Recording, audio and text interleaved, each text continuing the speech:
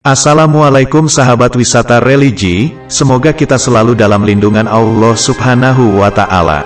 Wisata religi senantiasa mengupas sejarah para waliullah dan sejarah yang ada di Nusantara kita ini. Semoga ulasan ini memberi manfaat dan pengetahuan untuk kita.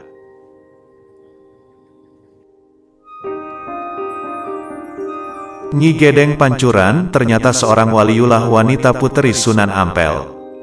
Nyi Gedeng Pancuran dipercaya sebagai waliullah dari kalangan wanita. Beliau dikisahkan suka mengembara sambil menyebarkan agama Islam. Begitulah hidupnya mewarisi kebiasaan ayahandanya, yaitu Sunan Ampel. Nyi Gedeng Pancuran dalam catatan sejarah Cirebon dikenal sebagai seorang wali bijak yang penuh karomah. Pada saat Kesultanan Cirebon dipimpin oleh Panembahan Ratu, Nyi Gedeng Pancuran berkunjung ke Cirebon. Beliau pun disambut dengan penuh kegembiraan. Beliau kemudian ditempatkan di Karang Pasar Dawa, di luar batas kota yang disebut Karanggetas. Kisah mengenai kedatangan Nyi Gedeng Pancuran dikisahkan dalam naskah Mertasinga. Dalam naskah ini dikisahkan bahwa Nyi Gedeng Pancuran adalah putri dari Sunan Ampel. Beliau seumur hidupnya selalu mengembara. Kedatangannya ke Cirebon disambut dengan penuh kegembiraan. Setelah sang wali duduk, Panembahan Ratu menyampaikan baktinya kepada Eyang. Kemudian dijelaskan bahwa Nyi Gedeng Pancuran selama hidupnya selalu berpindah-pindah.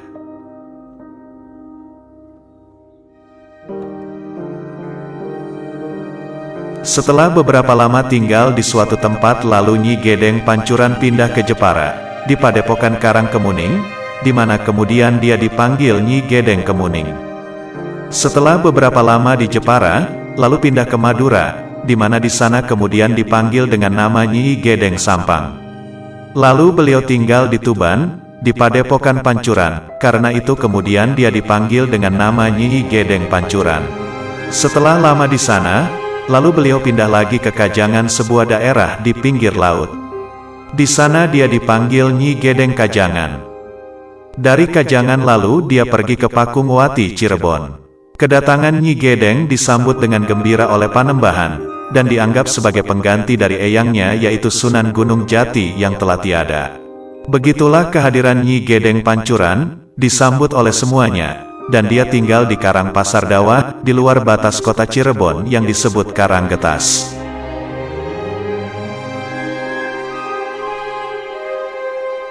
Menurut naskah Hikayat Hasanuddin, Nyi Gedeng Pancuran bersuamikan Pangeran Karangkemuning, atau Magdum Sampang, seorang ulama dari atas angin.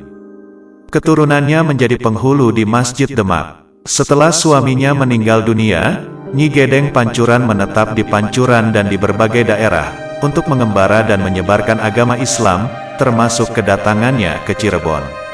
Pada akhir hidupnya beliau kembali ke Demak, dan ketika wafat beliau dimakamkan di sana.